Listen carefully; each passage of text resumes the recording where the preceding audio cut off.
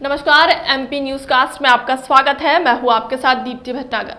आइए शुरुआत करते हैं दिन भर की कुछ खास खबरों के साथ। छिंदवाड़ा। अब पुलिस अधीक्षक आजाद थाना छिंदवाड़ा में पदस्थ अमन मिश्रा ने बताया कि अनुसूचित जाति एवं जनजाति के व्यक्तियों को पुलिस द्वारा किन परिस्थितियों में सहायता दी जाती है और उन्हें क्या क्या सुविधा प्राप्त है। किसी भी सामान्य या ओबीसी वर्ग के व्यक्तियों के द्वारा अनुसूचित जाति और जनजाति व्यक्तियों के साथ मारपीट की जाती है तो संबंधित पुलिस थाना में उनके विरुद्ध अनुसूचित जाति जनजाति व्यक्ति रिपोर्ट दर्ज करता है। जातिसूचक शब्दों का इस्तेमाल करने पर और उन्हें तंग एवं परेशान करने पर मामला पंजीबद्ध किया जाता है और किसी नाबालिग अनुसूचित जाति जनजाति वर्ग की बच्ची के साथ दुराचार या घटना घटित होती है तो पास्को एक्ट के तहत कार्यवाही भी की जाती है और दुराचारी महिला को शासन विभिन्न प्रकार की सुविधाएं प्रदान करता है। 25% की राशि एफआईआर दर्ज होने पर और चालान पेश होने पर 25% की राशि और 50% की राशि दोष सिद्ध होने पर प्राप्त होती है, जो अनुसूचित जाति जनजाति कार्यालय में आवेदन करने पर विभाग को प्राप्त होती है और विभाग द्वारा पीड़ित व्यक्ति को सहायता प्रदान की जाती है। विशेष लोकायुक्त अनुसूचित जाति जनजाति के लिए शासकीय अधिवक्ता भी नियुक्त है, जो न्यायालय में अनुसूचित जाति जनजाति वर्ग के व्यक्तियों के लिए शासन की ओर से पैरवी करते हैं। अनुसूचित जाति अनुसूचित जनजाति वर्ग के महिला पुरुष अजाक थाने में शिकायत दर्ज कर सकता है और अब शासन ने स्थानीय पुलिस थाने को भी अधिकार प्रदान कर दिया है। संवाददाता शुभम सहारे, छिंदवाड़ा।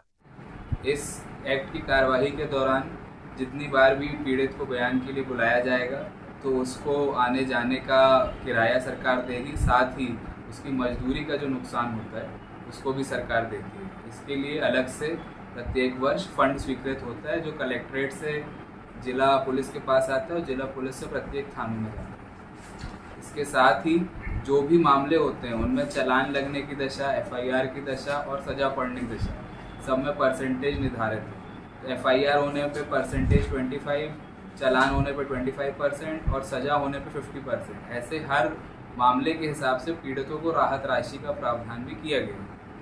जैसे कि मारपीट के मामलों में 2 लाख रुपए तक है, ऐसे ही अलग अलग मामलों में अलग अलग अपराध के आधार पर अलग अलग राहत राशि स्वीकृत है। सर, कोई पीड़िता के साथ दुराचार होता है और वो आदिवासी या एससी है, तो ऐसी वो यहाँ कंप्लेंट दर्ज कराती है तो उनको क्या शासन से क्या फैसिलिटियाँ हैं? यदि पीड़िता का कंप्लेंट इस थाने में तभी ली जा सकती है जब दूसरी जिसने दुराचार किया है, जो आरोपी है, वो दूसरी जाति का। साथ ही पीड़िता को जब भी यहाँ 376 ST/SC की अगर कायमी होती है तो कायमी की स्टेज पे 25%, फिर चालान की स्टेज पे 25% और अपराध पर दोष सिद्ध होने की स्थिति में 50% मिलता है। कुल राशि 6 लाख रुपए है 376, जिसमें यदि DNA रिपोर्ट फॉल्स आ जाती है या साइंटिफिक साक्ष्य पीड़िता के सपोर्ट में नहीं जाता है तो आगे की राशि का भुगतान रोक दिया। सर, क्या कई मामले ऐसे देखने में आ रहे हैं कि जो अपराध नहीं भी हुआ है उसको दोषारोपण कर दिया जाता है, झूठी कंप्लेंट भी कई प्रकार की जाती है, तो ऐसे लोगों को झूठ कंप्लेंट करने पे क्या प्रावधान है?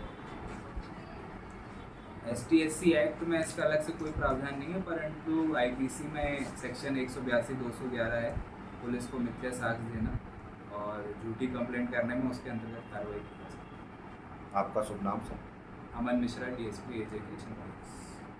शासन द्वारा अनुसूचित जाति एवं जनजाति अत्याचार निवारण अधिनियम 1989 के पालन में प्रदेश के सभी जिलों में अनुसूचित जाति एवं जनजाति थाना खोला गया है, जिसके साथ ही प्रत्येक जिले में एक DSP अनुसूचित जाति जनजाति का पद भी स्वीकृत है।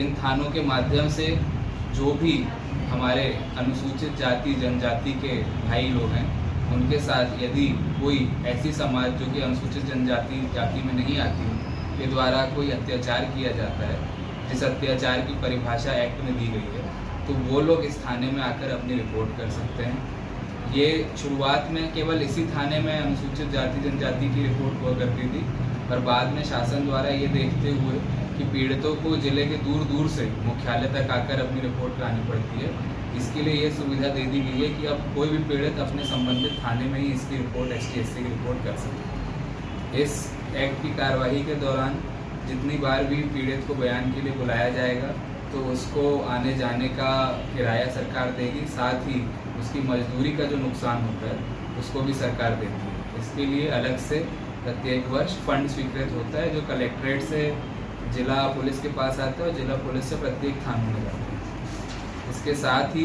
जो भी मामले होते हैं उनमें चालान लगने की दशा, FIR की दशा और सज़ा पड़ने की दशा, सब में परसेंटेज निर्धारित है। FIR होने पे परसेंटेज 25, चालान होने पर 25% और सज़ा होने पर 50%। ऐसे हर मामले के हिसाब से पीड़ितों को राहत राशि का प्रावधान भी किया गया है। जैसे कि मारपीट के मामलों में 2 लाख रुपए तक है। ऐसे ही अलग अलग मामलों में अलग अलग अपराध के आधार पर अलग अलग राहत राशि स्वीकृत है। सर, कोई पीड़िता के साथ दुराचार होता है और वो आदिवासी या SC है, तो ऐसी वो यहाँ कंप्लेंट दर्ज कराती है, तो उनको क्या शासन से क्या फैसले किए हैं? यदि पीड़िता का कंप्लेंट इस थाने में तभी ली जा सकती है जब दूसरी जिसने दुराचार किया है, जो आरोपी है, वो दूसरी जाति का।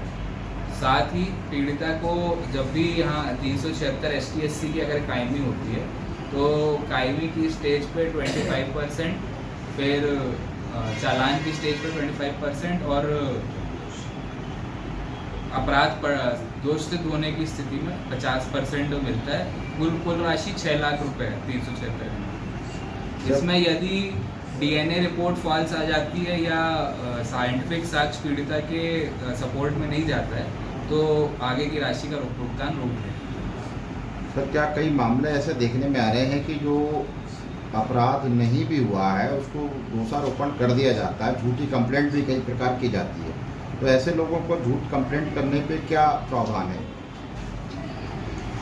ST/SC एक्ट में इसका अलग से कोई प्रावधान नहीं है, परंतु IPC में सेक्शन 182-211 है पुलिस को मिथ्या साक्ष्य देना और झूठी कंप्लेंट करने में उसके अंतर्गत कार्रवाई की।